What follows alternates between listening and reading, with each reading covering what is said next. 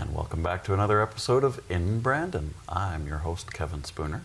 And today we're going to talk about the multicultural pavilions that are in Brandon coming up in February. And today, representing the El Salvador Pavilion, today we're going to speak with Jackie and Nestor.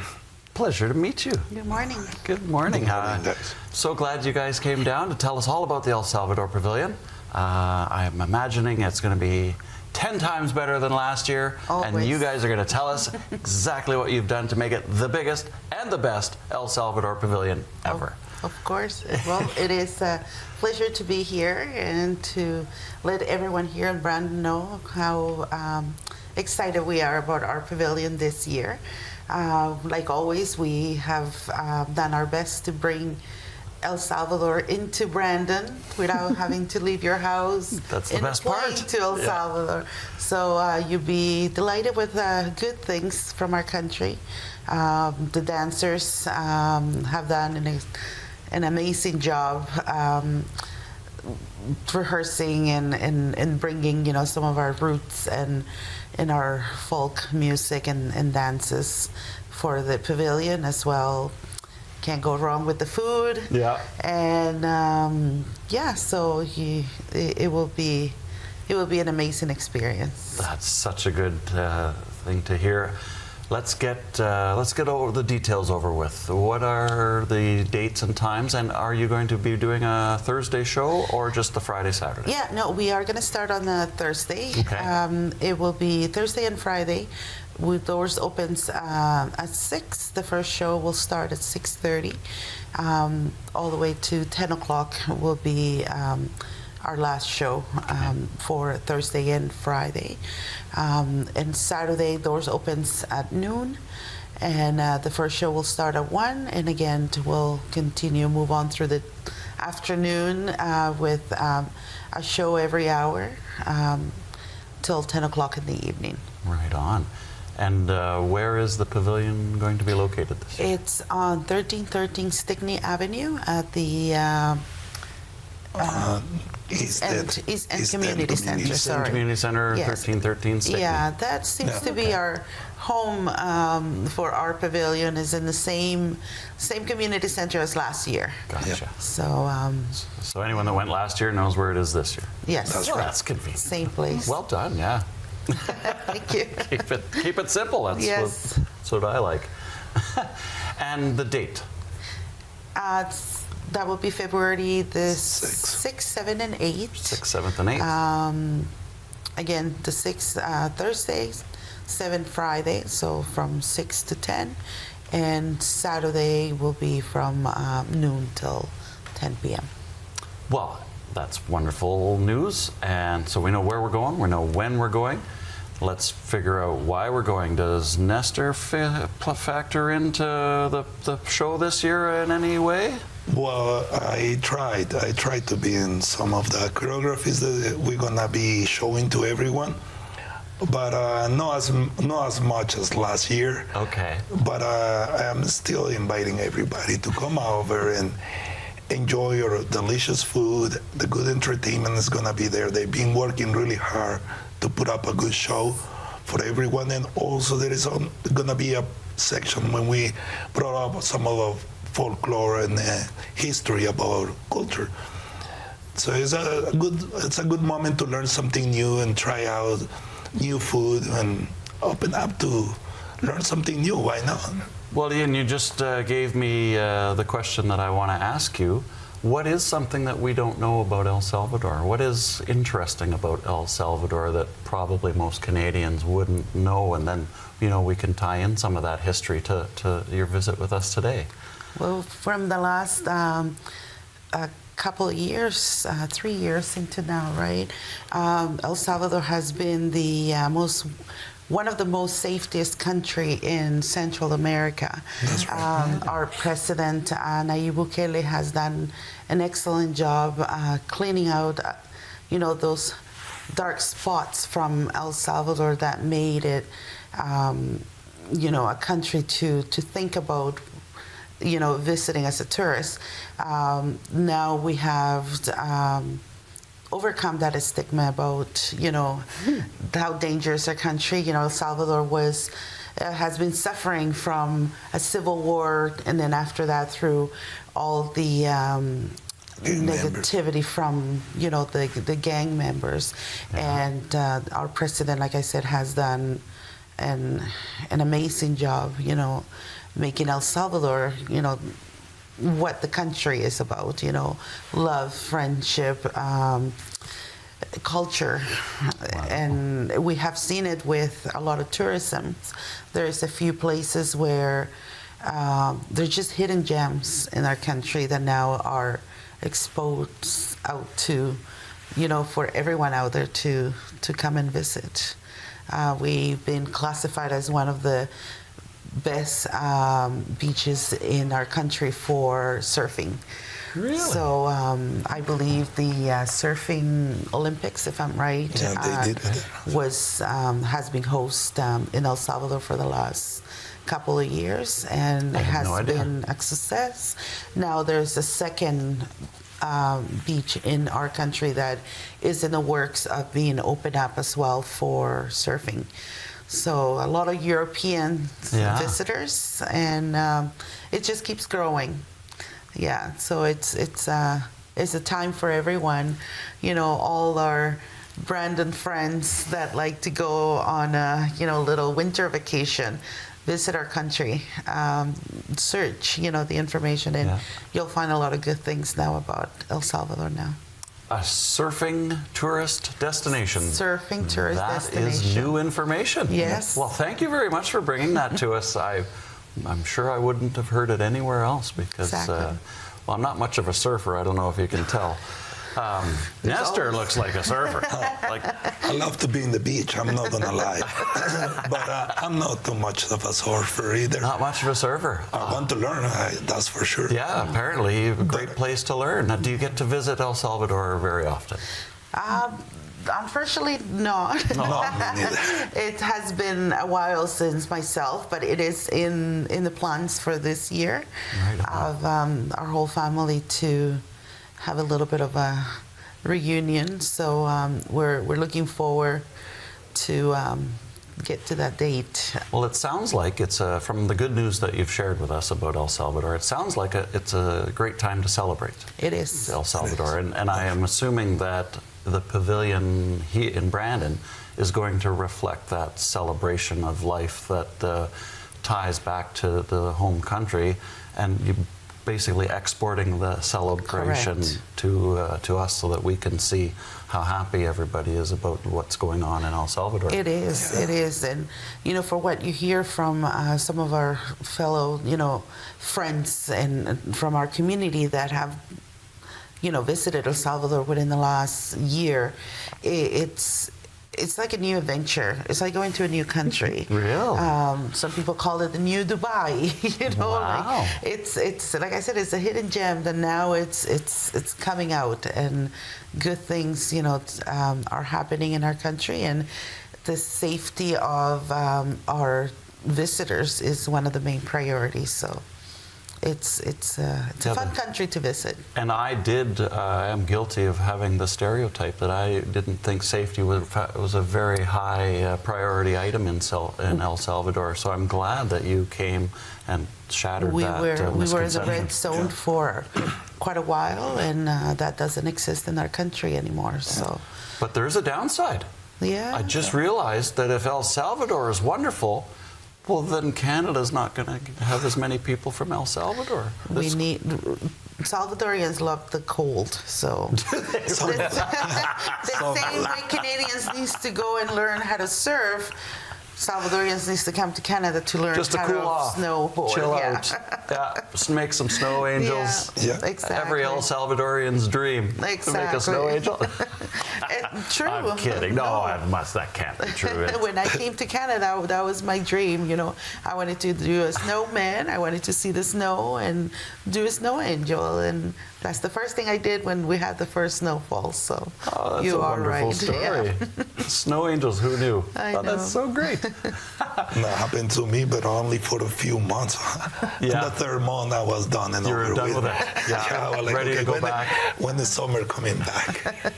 Bring back summer now. You never told me this before we got on the plane. Yeah, no kidding. Well, that's so fun. I love your Snow Angel story, and but we should get back to our pavilion talk. What is an example of what we're going to see when we come watch the show? Well, we want to show the true, folk, our roots, where we come from, where a Salvadorian comes from, a story tell, right? How our ancestors, used to live back in the days, how they cook their meals, how they went to from planting to harvest, right? And that story is going to be told through our, shows, through our dancers, the costumes, the dresses, like how fun and colorful our country is. And even back in the days, like from our great-great-grandparents, their clothing, how proud you are to be a Salvadorian, traditional dress. Traditional dresses, like I said, the folk music, what are they telling you? So we're going to try our best to tell, Brandon, this is what the song means, and this is what it meant back in the days, and this is how we're bringing, those roots back into life. The food, you will be able to try our traditional food, pupusas, panes con pollo, so you need to come in with an empty tummy.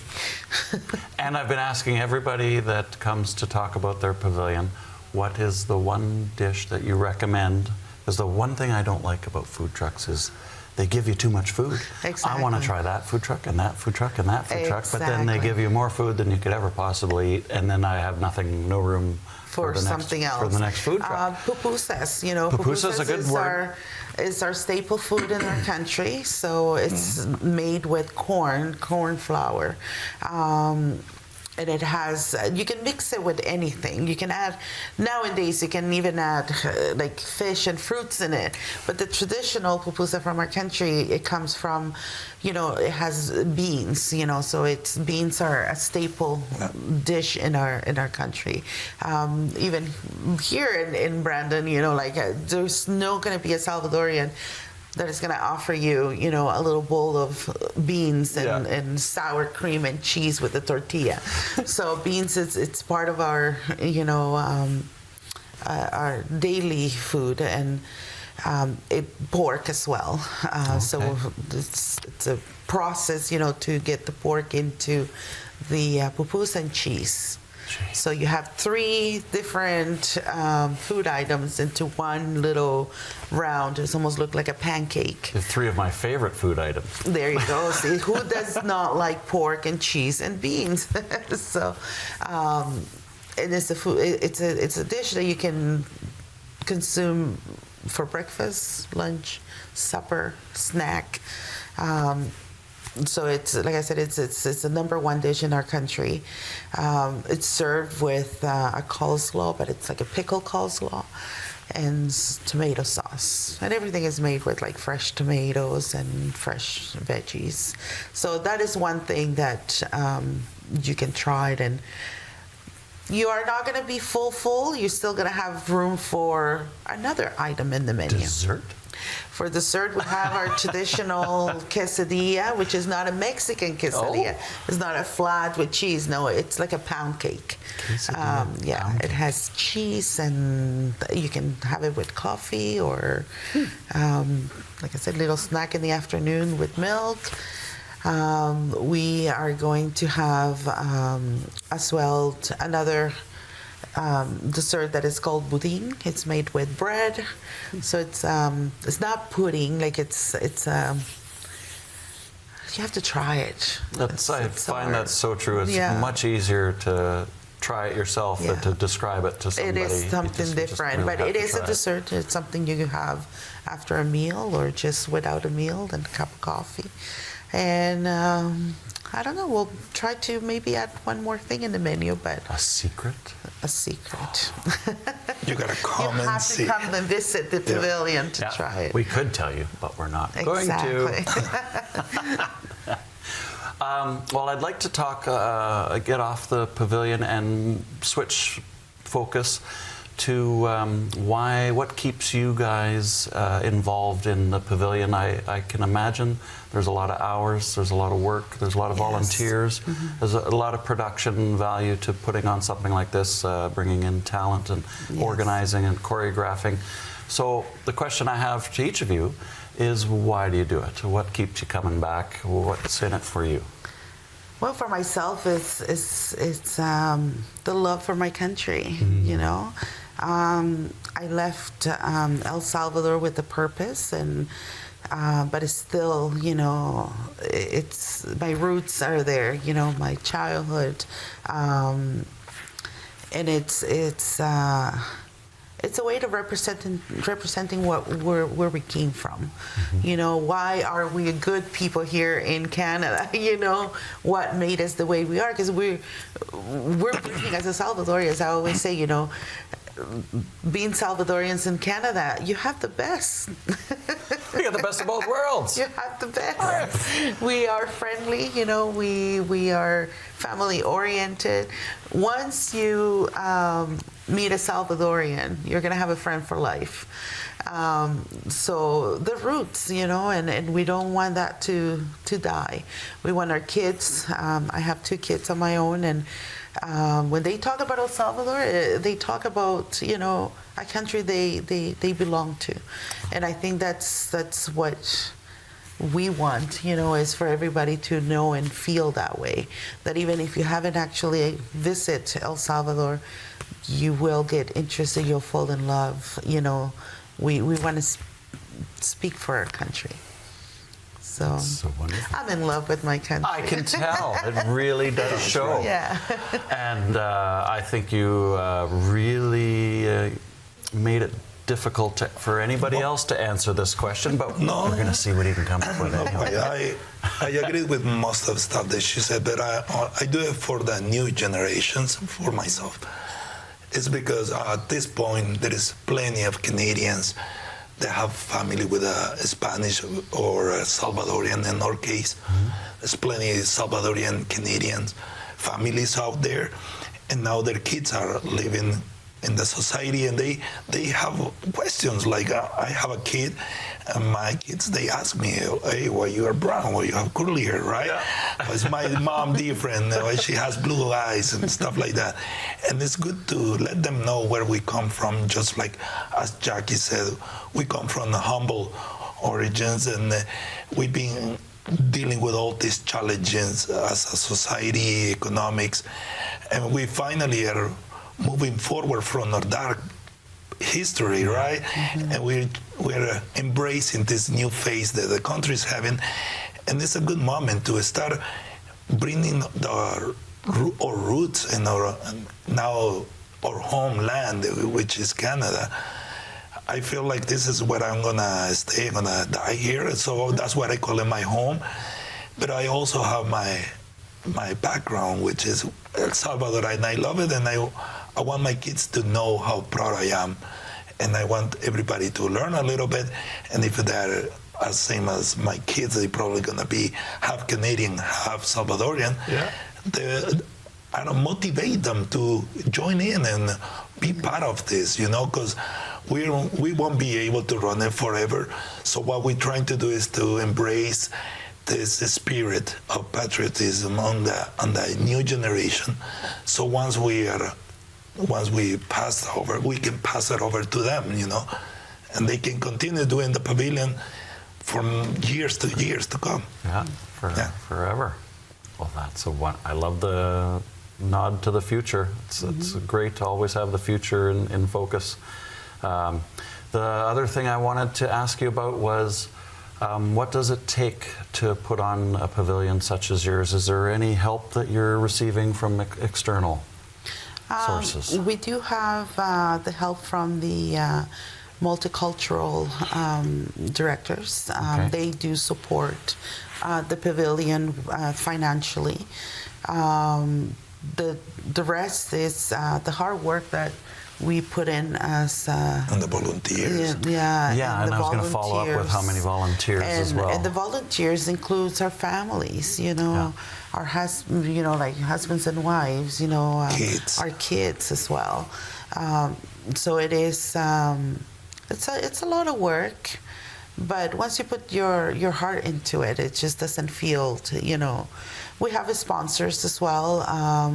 It kind of gets a little bit difficult in that area because there's 12 pavilions, right?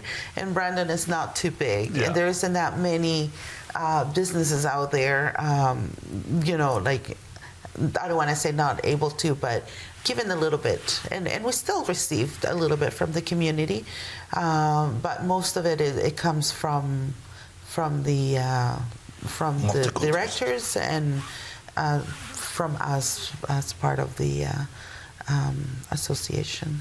That's wonderful. I would always like to take time to make sure we thank the enablers of our community, especially the corporations that support these types of events. And I mean, they are, you know, sponsors that they sponsor the multicultural direct. So that is the help that we get. Yeah. So we might not see it directly from them, but whatever we get from the directors comes from the community. So it's No, we have been supported by the community, and that is why we make it possible, and it will continue being possible thanks to them, thanks to the act of giving that they keep doing. And then the hours of work, you know, like when we have our events through the year, we see in our community, you know, and they're helping as well from other community members. You know, they always step up and they're there, you know, giving us a hand. So it's very joyful, you know, because at the end of the day, when you looked into who did what and how we came up with all this, it's not just 2 or 3 people; it's the whole community. And I would imagine this event serves as a meeting place so that everybody can get reacquainted. Maybe who knows how long it's been since you've seen some of your friends from El Salvador, and this is and it's totally true. Last year, we got a really good surprise with a few friends that they moved to Portage La Prairie. And when we started, when we did run the El Salvador Pavilion years ago with that group of people, and having them taking the time to come all the way from Portage to visit the pavilion, and they stayed in our pavilion, they, you know, they ate there, you know, the whole group that were there, you know, it was very overwhelming. And of course, you know, we haven't seen them in a long time. This year as well, we have the support from the Salvador Consul in Winnipeg. Really? This year they opened up their office here in Winnipeg, Manitoba. There's an there right is an actual in Winnipeg. El Salvador Consul here. So he will be visiting us on Saturday as well. Nice. And we also have part of the entertainment. We have the El Salvador Association coming as well. They're going to be actually performing a few numbers of entertainment, part of the entertainment, that they're coming from Winnipeg as well on Saturday. So it's not only just Brandon, but having the El Salvador Consul here on the weekend, it's a big huge thing. It is.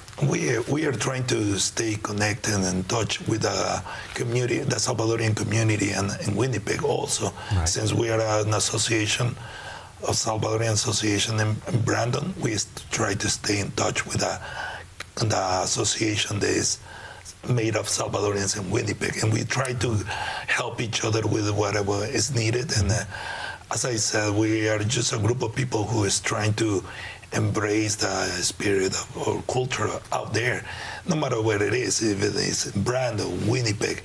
We're just trying to put the word out there, pretty much. Well, it's great news. I'm so glad you came and told us about it. My last question is Canada a popular destination for people from El Salvador? How do we rate compared to the rest of the world? You know, somebody from El Salvador has the entire world to choose from. Where does Canada fit in? The cold.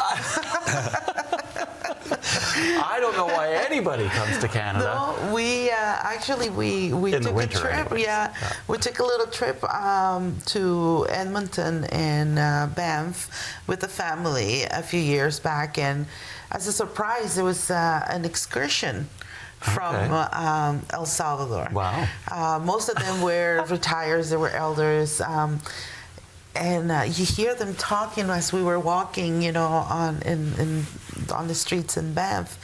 And as a surprise, it was an excursion bus from a group of Salvadorians.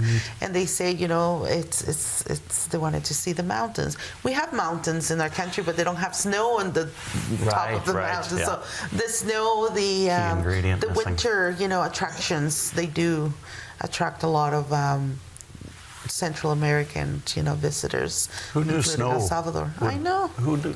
Well, you know what? We should. It's probably too late for this year, but a wonderful act in the pavilion show would be the youngest El Salvadorian, and you know, like a display of freshly fallen snow, and then the youngest could come and make a snow angel and recreate everybody's first experience with winter in Canada. And it's the first winter experience for everyone, you know, that comes from a hot country, right? Yeah. And it's back when I came into Canada was in the early 90s, and my dad used to volunteer a lot in the community. And he also did work for Manpower, so we used to welcome families. And this is where I'm very thankful for that, because he made me the person I am now in helping the community, you know. And everything you hear from every country that we welcome, when is the snowfall? When is the first snowfall? Is it true you can make little, you know, like snow angels, and you can make like a snowman, whether you were from Africa or whether you were from India, you know, that's the first thing you think about it. Yeah. It's Canada's biggest the winter claim to fame, right? Yeah. Well, I'm so glad that you guys came down to tell us about the El Salvador and share your snow angel story. Hopefully it'll make it into a pavilion. Maybe. Yes. Maybe it will. I would like to thank both of you for coming down to visit, and appreciate it. And I can't wait to see your show at the pavilion. And I can't wait to try out some food too. Perfect. Thank you. Well, that wraps up another episode of In Brandon. I'm so glad you stopped by to say hi, and we'll see you next time.